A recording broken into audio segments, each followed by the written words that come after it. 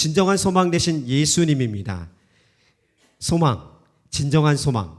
소망 중에 앞에 수식어가 더 중요하다 봅니다. 진짜, 진정한, 참된 소망 되신 예수님. 그 예수님이 정말 나의 소망이 되셨고 오늘을 내일을 살아가는 인생의 삶의 소망이 되기를 된 줄 믿고 그렇게 따라가기를 주님의 이름으로 축복합니다. 아멘.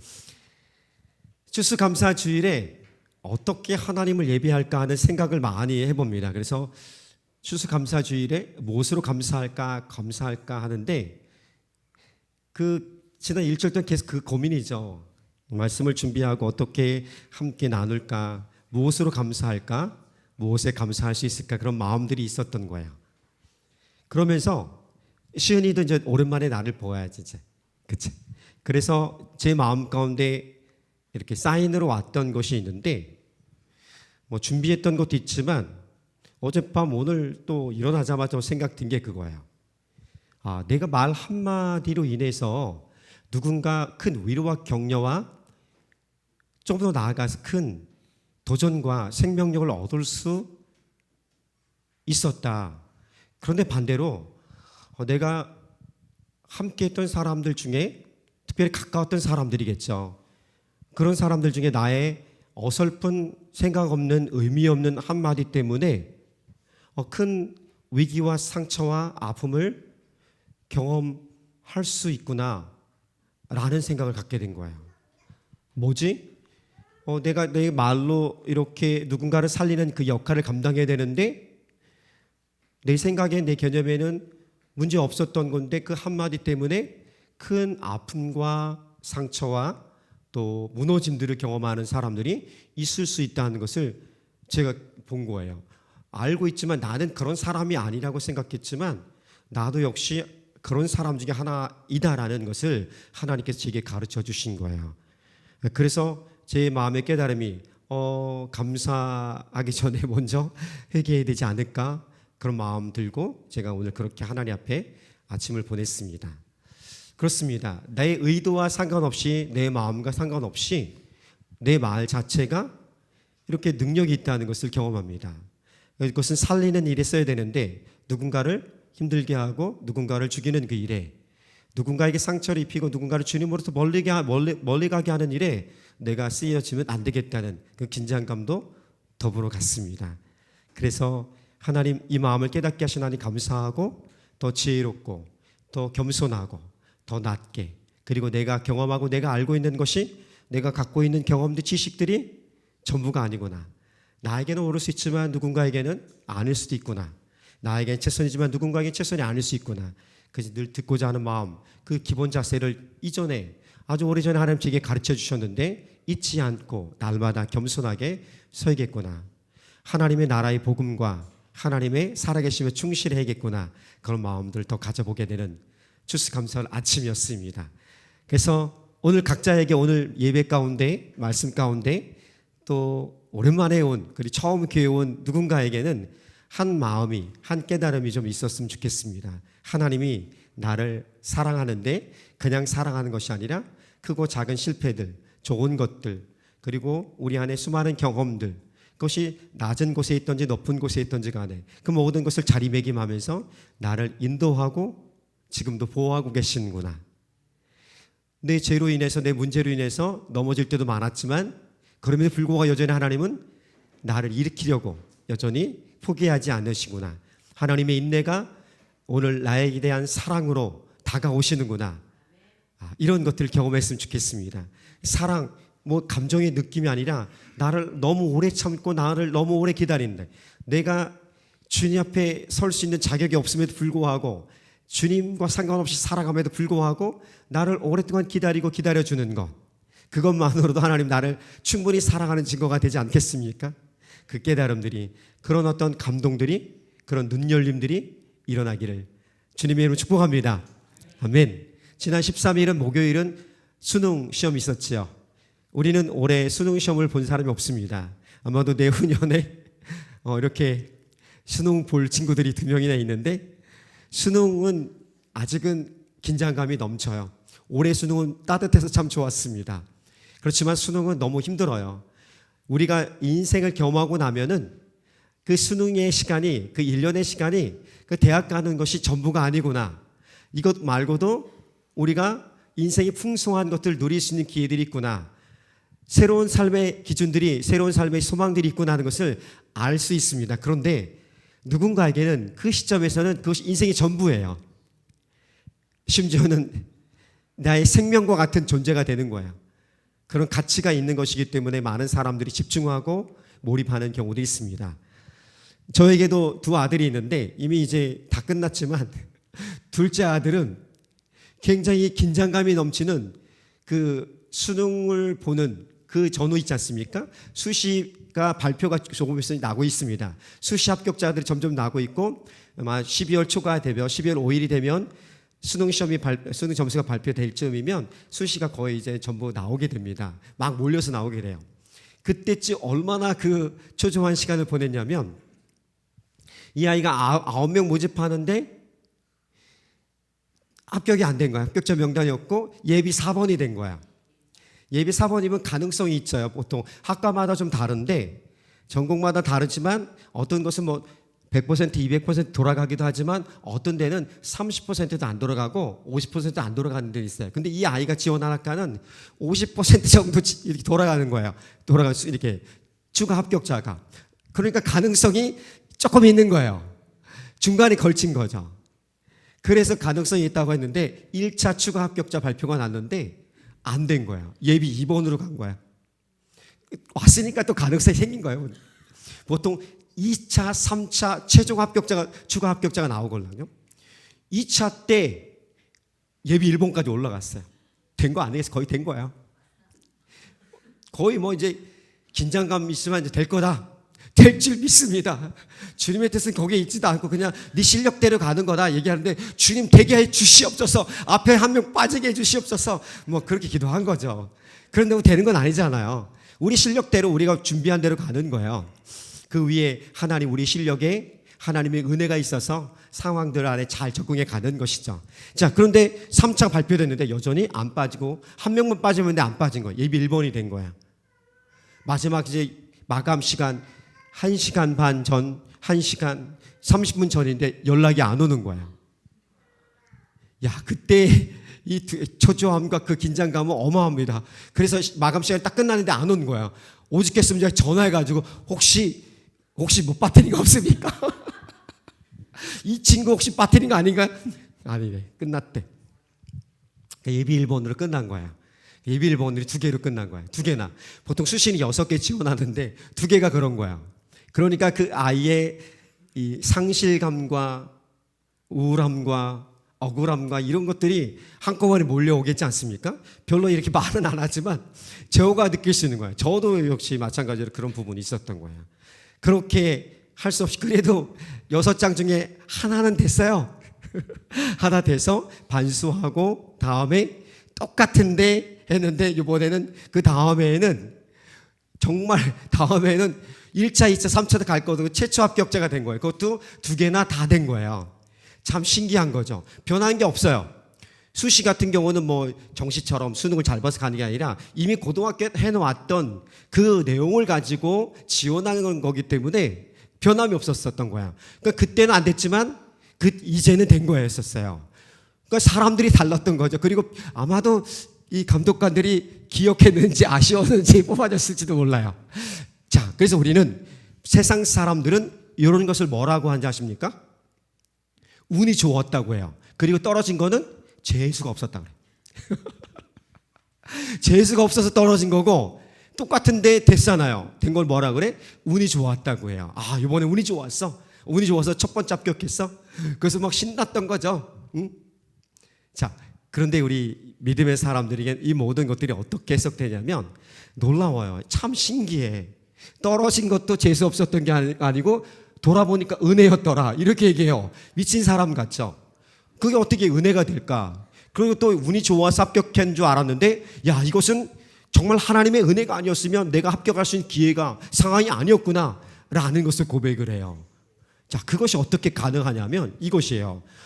비록 떨어지고 어렵고 절망하고 슬프고 힘들었던 시간이 있습니다. 그러나 그 시간에서 또 견딜 수 있는 힘을 주시고 견딜 뿐 아니라 일어설 수 있는 거예요. 힘들 수 있지만 살아내야 되는 거예요. 오늘을 살아가는 게 중요하지 않습니까? 오늘을 살아갈 수 있는, 매일을 살아갈 수 있는 힘을 하나님이 주셨다고 우리는 믿고 해석하는 거예요.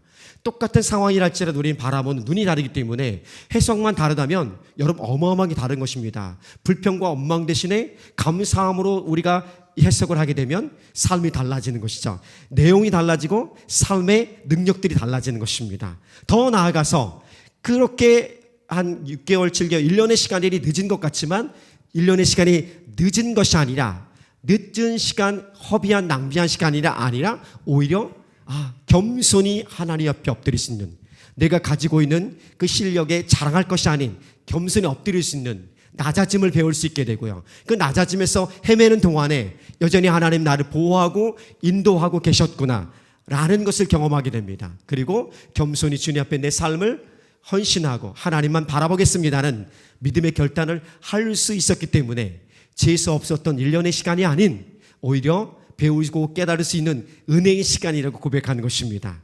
그리고 합격했음에도 불구하고 이것은 내가 내 실력이 이만큼인데 합격했다는 것은 지난번에 안 되고 지금 됐다는 것은 뭔가 다른 어떤 은혜가 있었던 것입니다. 물론 그 대상자 사람들이 달라서 그렇겠지만, 그리고 뭔가 입학 사정관들이 달라서 그럴 수 있지만, 그 안에 우리는 어떻게 해석할 수 있냐면 그럼에도 불구하고 하나님 나를 훈련하시고 좋은 길로 예비하시는 하나님의 은혜의 손길이라고 해석하는 것입니다.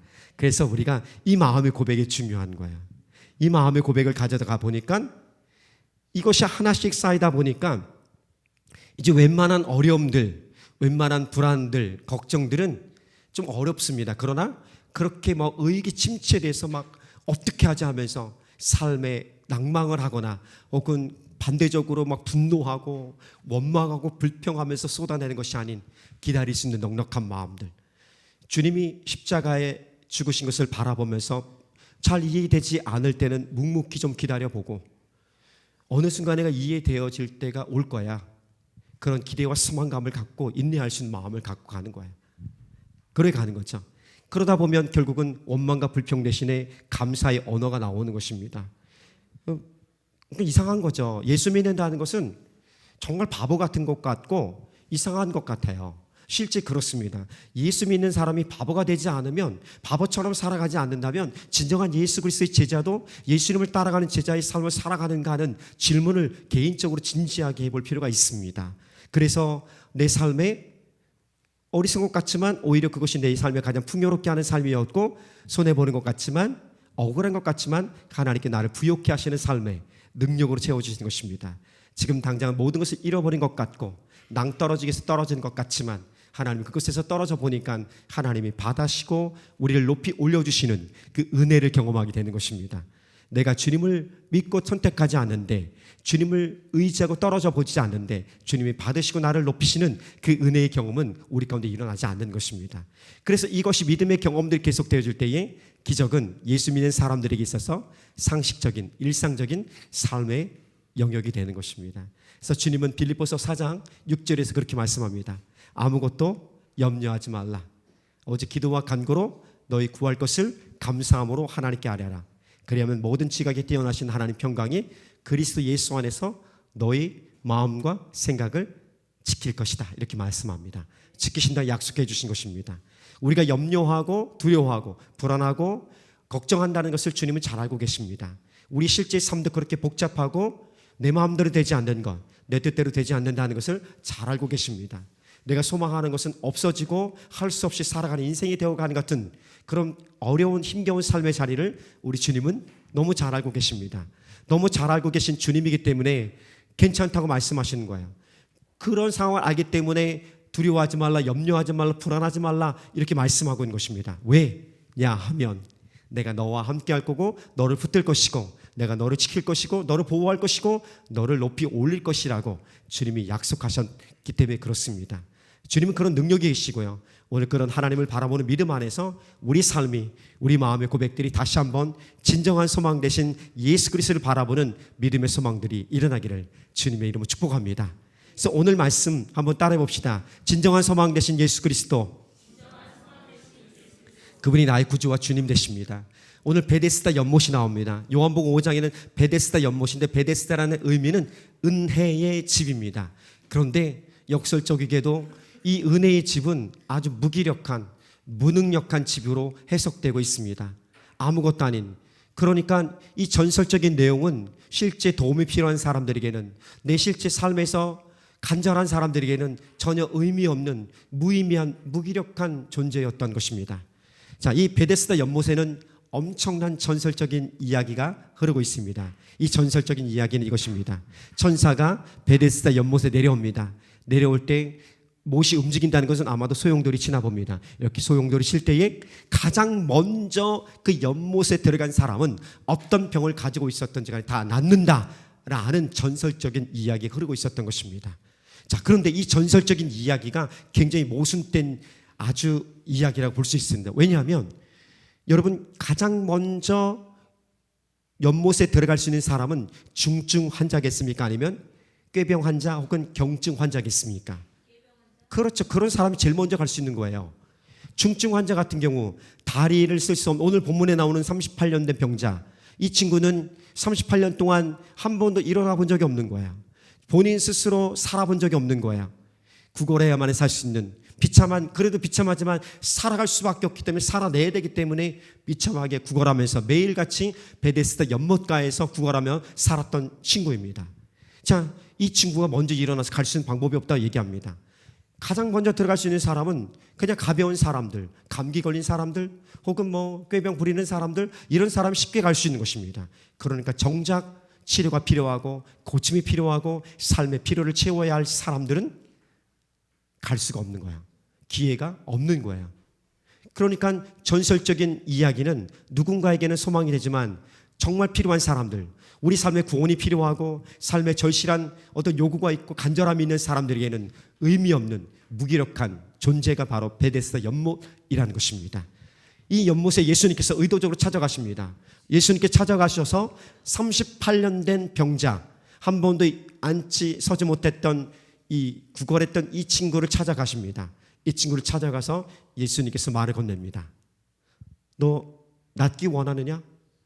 일어나 걷고 싶냐? 이거 말하고 있는 것이죠. 너 일어나 걷고 싶냐? 얘기한 것입니다.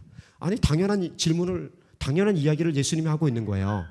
당연하지 않습니까? 38년 동안 그래도 내가 소망 없는 중에 와 있지만, 낫지 않고 있지만 연못가에 있었던 것은, 베데스다를 찾아왔던 것은 혹시나 해서 내가 제일 먼저 물이 움직일 때 들어갈 수 있는 가능성이 있지 않을까 하는 그런 소망이 꺼져갔지만, 보이지 않지만 절망적이지만 그래도 그 있었던 불씨가 있었던 것입니다. 그 불씨에 예수님께서 불을 붙이신 것입니다. 후 하고, 너 낫기 원하니? 후. 그래, 그 마음이 움직인 거예요. 예수님, 나도 낫고 싶어요. 당연하지 않습니까? 예수님, 38년 동안 나는 한 번도 일어서 본 적이 없고, 비참하지만 구걸해서 살 수밖에 없었고, 나를 인정하는 사람은 아무도 없었고, 나의 가족조차도 나를 그렇게 인정하지 않고 존중하지 않습니다. 나도 남들처럼 일어서서 내 마음대로 살아보고 싶고 내 인생을 멋지게 한번 펼쳐보고 싶습니다.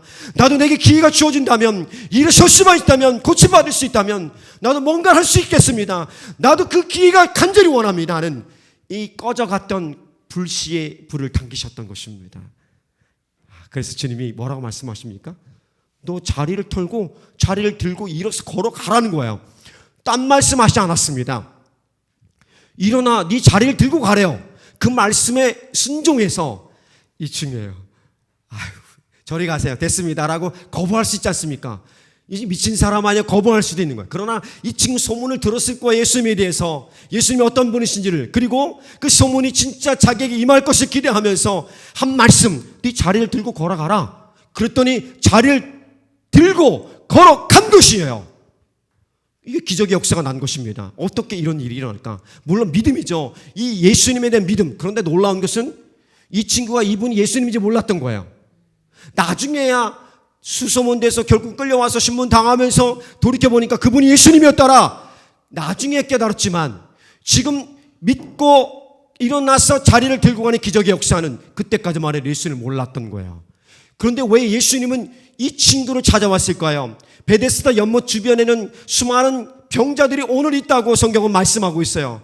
수많은 병자들이 있는데 예수님께서 이 수많은 병자들을 다 일일이 찾아가지 않으시고 오직 38년 된 병자를 찾아가서 그를 고치시는 역사를 하셨을까요? 이유가 있었던 거예요. 예수님은 사람들의 필요를 채우십니다. 우리의 어떤 재정적인 건강의 문제, 우리 관계의 영역들, 삶의 미래, 부모와 자녀의 영역들, 우리가 살아가는 필요한 일상적인 모든 관계적인 것들, 개인적인 영역이든 사회적인 영역이든 신체적인 영역이든 이 모든 영역들에서 하나님이 우리의 필요를 채우시는 분은 맞습니다. 그런데 하나님이 그렇게 채우시는 그 목적이 있습니다. 우리를 돌보시고 때로는 어렵게 하시고 순종케 하시는 그 이유가 있습니다. 그것은 바로 예수님이 누구신가를 드러내고 싶고 깨닫게 하시고 믿게 하고 싶은 거예요. 그것이 바로 예수님은 하나님의 아들이요 구원자라는 것, 구세주라는 사실을 증거하고 싶었던 거예요. 그것 때문에 예수님이 오늘 38년 된 병자를 찾아갔고 그의 병을 고쳤지만 그 병의 고침으로 끝난 것이 아니라 너가 곧 보게 될 내가 누구인지, 내가 바로 예수 그리스도인 것을 경험하는, 하나님이 나를 구원하셨다는 사실을 믿게끔 하기 위해서 38년 된 병자를 찾아간 것입니다. 그 모든 병자들 고칠 능력이 없어서가 아니라, 시간이 없어서 아니면 에너지가 없어서가 아니라 이 목적이 있었던 것입니다. 우리를 부르시고 우리를 세우시고 우리를 고치시고 만드시며 예배하기 원하시는 그 하나님은 하나님이 누구이신지, 예수님이 오늘 나와 어떤 관계이신지를 알기 원하셨던 것입니다. 그 부분 때문에 찾아간 것이에요. 그리고 결국은 나중에 이분이 예수 그리스도를 알게 됩니다. 자, 그런데 이 친구가 일어나 걸었을 때는 예수님인지 몰랐던 거예요. 연못이 이 사람을 고쳐준 것이 아니라 누군지 몰랐던 이 사람이 이 사람을 만났고 이 사람으로 인하여서 나는 고침을 받은 것입니다. 이것이 중요한 거예요.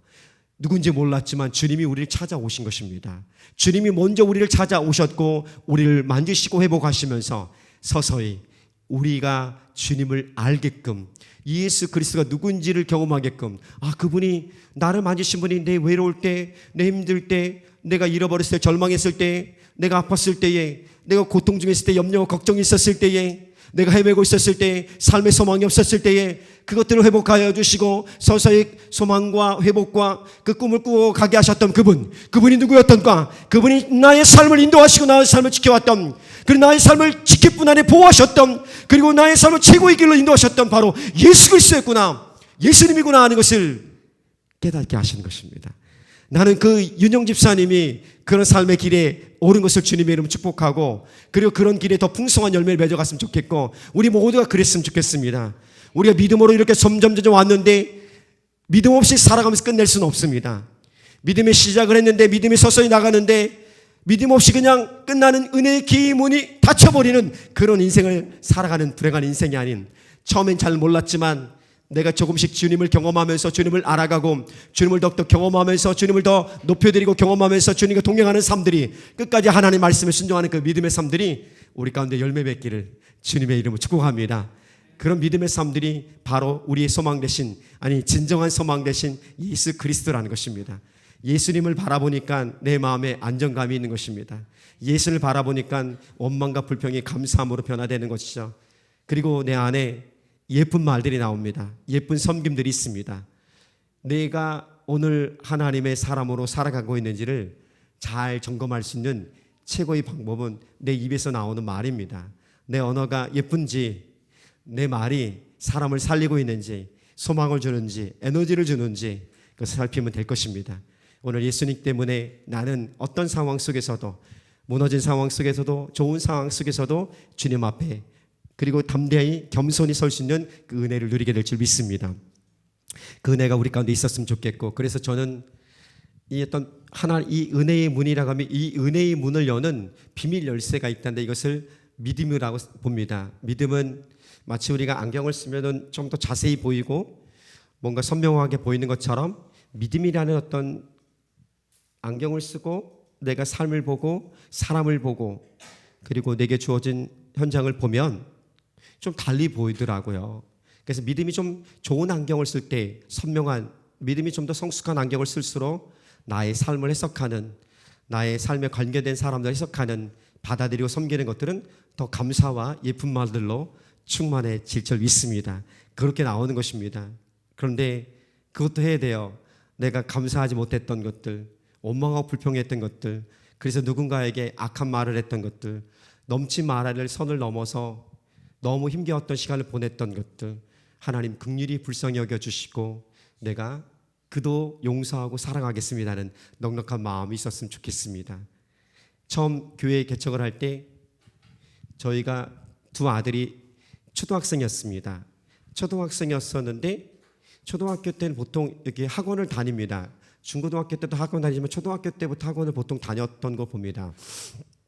처음 교회 개척하니까 우리가 형편이 그렇게 넉넉진 않은 상황이 시작했기 때문에 그리고 자연스럽게 학원을 보낼 수 있는 상황이 아니었습니다. 그래서 학원을 보내지 않은 것이 나중에 참 다행이었지만 그때는 좀 미안한 마음이 있었던 거죠. 그래서 이 아이들이 스스로 인강이 아주 초등학교 3학년, 5학년 때부터 인강에 익숙한 친구가 됐어요. 억지로. 우리의 가장 늘 좋은 친구는 EBS, 백발백중. 우리도 시작해서 뭐 백발백중 같은 100점 만점 있었어요. 하여튼 그거 있었어요. 그거와 함께하는 그것에 익숙했습니다. 그래서 참 재밌었습니다. 나중에 보니까 중학교 이 아이들이 가고 고등학교 때 중학교에서 고등학교 진학 때쯤 되면 어떤 게 유행이냐면 자기 주도적 학습이 유행했어요. 자기 주도적 학습이 굉장히 중요한 이슈가 됐어요. 근데 이 아이들은 처음부터 자기 주도적 학습을 했어요. 본의 아니게 억지로. 그리고 그것이 자연스럽게 익숙한 거예요. 자연스럽게 됐고요. 그것으로 인해서 자연스럽게 자기 주도적으로 하는 것이 익숙했고 나중에 보면 오히려 이것이 좋은 기회가 되어져 누군가에게 이 아이들에게는 좋은 열매를 맺을 수 있는 오히려 영향력 있는 실력을 키워갈 수 있는 좋은 기회가 됐던 것입니다. 그러니까 우리의 슬픔 현장들, 절망적인 상황들, 어려웠던 시간들 항상 그것이 그 자리에서 있는 것이 아니라 어떤 상황 속에서 그 경험을 통해서 자리매김하면 하나님께서 선한 것으로 오히려 더 좋은 것들로 바꿔주신 능력이 주님께 있는 것입니다. 내가 잘한 것만 열심히 한 것만 좋은 경험만 가지고 하나님 나를 사용하는 것이 아니라 내가 심지어 죄를 범한 것까지도 무너진 영역까지도 다 깨닫게 하시고 하나님 그것을 모든 것을 다 합력하여 선을 만들어 가시는 놀라운 분이 바로 우리 하나님이라는 것입니다.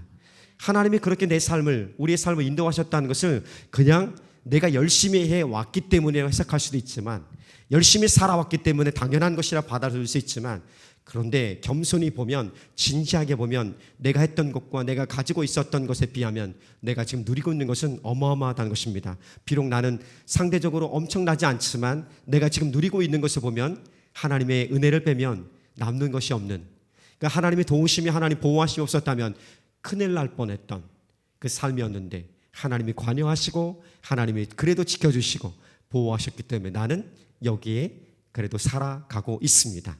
그래서 모든 것이 하나님의 은혜고 모든 것이 하나님의 은혜로 말미암은 것이라고 고백하는 그 이유가 거기 있는 것입니다.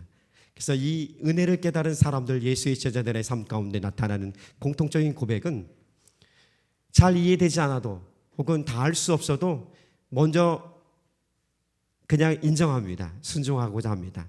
그리고 주님의 뜻을 주님의 때를 기다리는 그 마음이 있습니다. 그래서 이 믿음을 갖고 사는 사람들은 누군가 나에게 상처를 준 사람이 있다면 상처를 주고 손해를 입힌 사람이 있다면 내가 그것을 보복하고 원수를 갚는 것보다 긍휼히 여기는 마음을 갖고 그냥 처음엔 어렵지만 긍휼히 여기는 마음을 가지려 노력합니다. 그리고 용서하기를 결정합니다. 손해본 것에 대해서 반드시 되찾고 싶고 억울한 일에 대해서는 내가 본래 못 참는 성격이라 할지라도 그래 억울해도 괜찮구나. 왜? 예수님이 나를 구원하시기 위해서 십자가에 죽으셨던 그 억울함과 모욕과 조롱을 다 당하셨기 때문입니다.